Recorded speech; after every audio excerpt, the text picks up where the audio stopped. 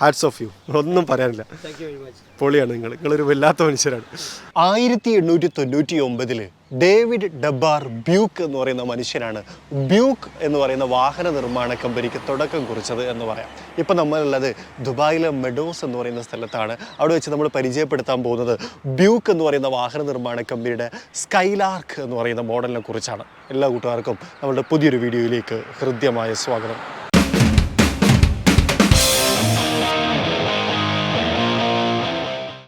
അപ്പോൾ ഇതാണ് സ്കൈലാർക്ക് എന്ന് പറയുന്ന മോഡൽ, അതായത് ബ്യൂക്ക് എന്ന് പറയുന്ന വാഹന നിർമ്മാണ കമ്പനി. ബ്യൂക്ക് എന്ന് പറയുന്ന വാഹന നിർമ്മാണ കമ്പനിയെ കുറിച്ച് പറയുന്ന സമയത്ത് GM മോട്ടോഴ്സിൻ്റെ ഭാഗമാണ്, അതായത് അമേരിക്കൻ മാനുഫാക്ചറേഴ്സ് ആയിട്ടുള്ള GM മോട്ടോഴ്സിൻ്റെ ഭാഗമായിട്ടുള്ള ഒരു നിർമ്മാണ കമ്പനിയാണ്, അല്ലെങ്കിൽ അവരുടെ ഒരു ഡിവിഷനാണ് ബ്യൂക്ക് എന്നൊക്കെ നമുക്ക് വിശേഷിപ്പിക്കാം.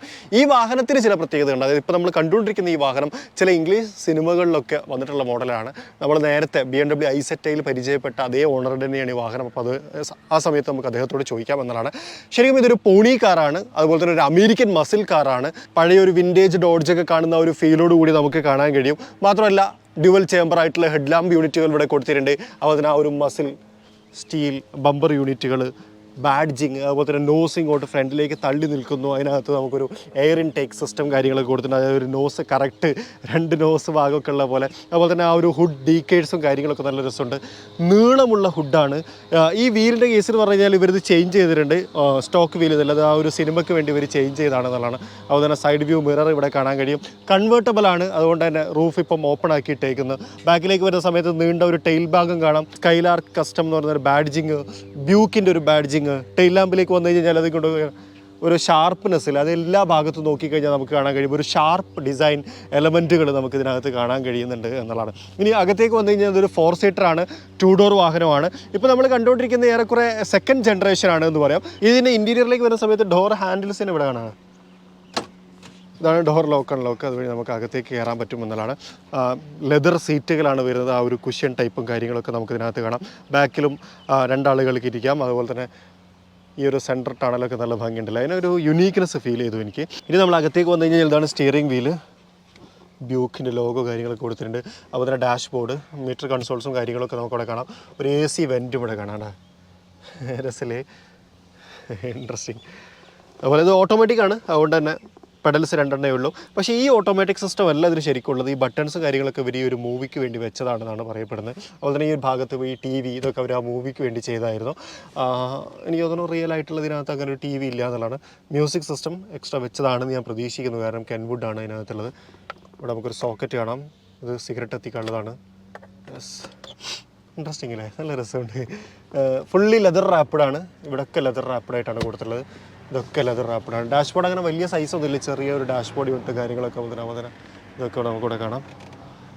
ഇതാണ് നമ്മുടെ ഹുഡ് ഓപ്പണിംഗ് ക്ലോസിങ്ങിൻ്റെ ബട്ടൺ വരുന്നത്. സ്കൈലാർക്ക് എന്ന് പറയുന്ന ഒരു ബേർഡിൽ നിന്ന് ഇൻസ്പയർ ആയിട്ടാണ് ഈ വാഹനത്തിന് ഈ പേര് നൽകുന്നത്. മാത്രമല്ല ബ്യൂക്ക് എന്ന് പറയുന്ന നിർമ്മാണ കമ്പനിയുടെ 50ാം വാർഷികത്തിൻ്റെ ഭാഗമായിട്ടായിരുന്നു സ്കൈലാർക്കിനെ പുറത്തിറക്കിയിട്ടുണ്ടായിരുന്നത്.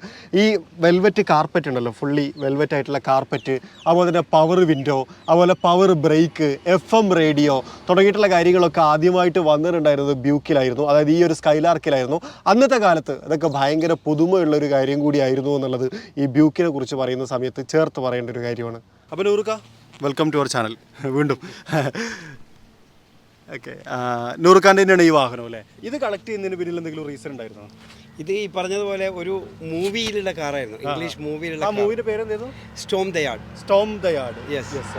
ആ ഒരു മൂവിക്ക് വേണ്ടി ഫുള്ള് ഒരു എക്സ്റ്റേണൽ മോഡിഫിക്കേഷൻ ഫുള്ള് നടത്തിയിരുന്നു.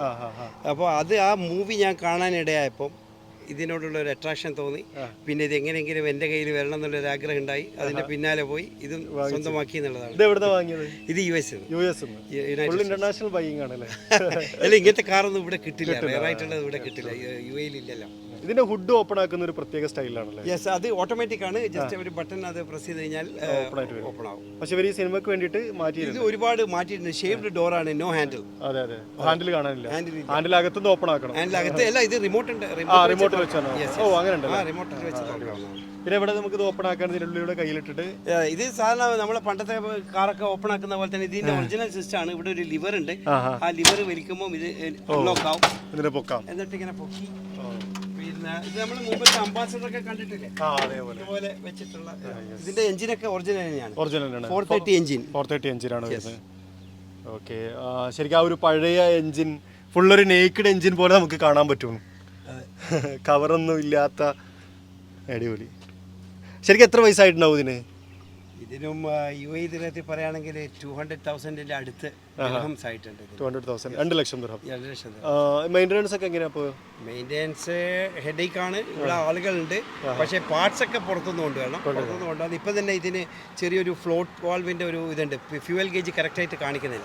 ഞാൻ ഓൾറെഡി ഓർഡർ ചെയ്തിട്ടുണ്ട്. ചിലപ്പോൾ ഞാൻ നെക്സ്റ്റ് മന്ത് US പോകും. അങ്ങനെയാണ് ഞാൻ തന്നെ കൊണ്ടുവരും. യെസ്, അത് വലിയൊരു ടാസ്ക് ആണല്ലേ ശരിക്കും? അതാണ് ഏറ്റവും വലിയ ടാസ്ക്. കാരണം ഇതിൻ്റെ ഒരു പാർട്സും വില്ലേജ് കാറിൻ്റെ, കാരണം UAE സംബന്ധിച്ചോളം അങ്ങനെ ഒരു വിൻറ്റേജ് ട്രഡീഷൻ ഇല്ല ഇവിടെ.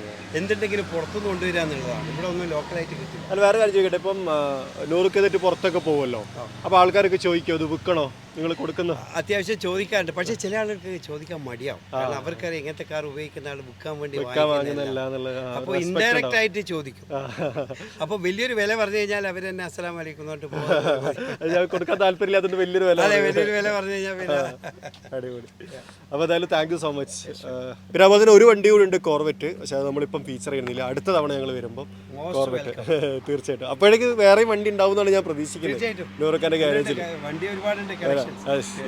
അപ്പോൾ അടുത്ത തവണ വരുന്ന സമയത്ത് അതും കൂടി നമുക്ക് ഫീച്ചർ ചെയ്യാം എന്നുള്ളൊരു കാര്യം കൂടി പറഞ്ഞുകൊണ്ട്, ഇതാണ് ബ്യൂക്ക് എന്ന് പറയുന്ന മോഡൽ.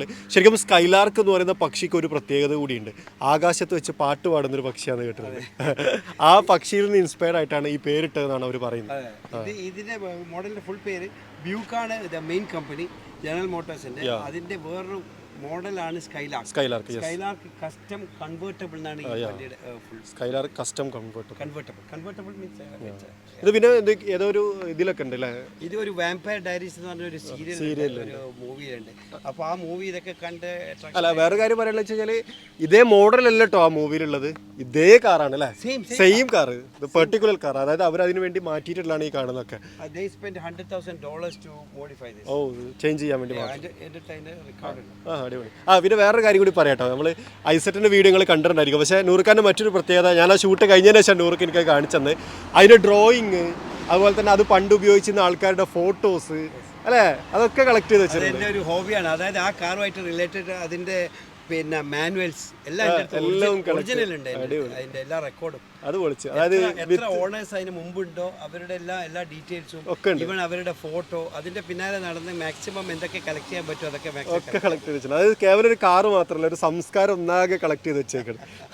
ഹാറ്റ്സ് ഓഫ് യു, ഒന്നും പറയാനില്ല. പൊളിയാണ്, നിങ്ങളൊരു വല്ലാത്ത മനുഷ്യരാണ്. അപ്പോൾ എന്തായാലും ബ്യൂക്ക് എന്ന് പറയുന്ന വാഹനത്തെക്കുറിച്ചാണ് ഇത്ര നേരം നമ്മൾ സംസാരിച്ചുകൊണ്ടിരുന്നത്. നിങ്ങൾക്ക് ഇഷ്ടപ്പെട്ടിട്ടുണ്ടാവും വിചാരിക്കുന്നു. ഇഷ്ടപ്പെട്ടെങ്കിൽ ലൈക്ക് ചെയ്യാൻ മറക്കരുത്. അതുപോലെ ചാനൽ ആദ്യമായിട്ട് കാണുന്ന സുഹൃത്തുക്കളുണ്ട്, നിങ്ങൾ ഫോളോ ചെയ്യാൻ മറക്കരുത്. അപ്പോൾ മറ്റൊരു വീഡിയോയിൽ മറ്റൊരു വിശേഷമായിട്ട് കാണാം. അതുവരെ ചെറിയൊരു ബ്രേക്ക്.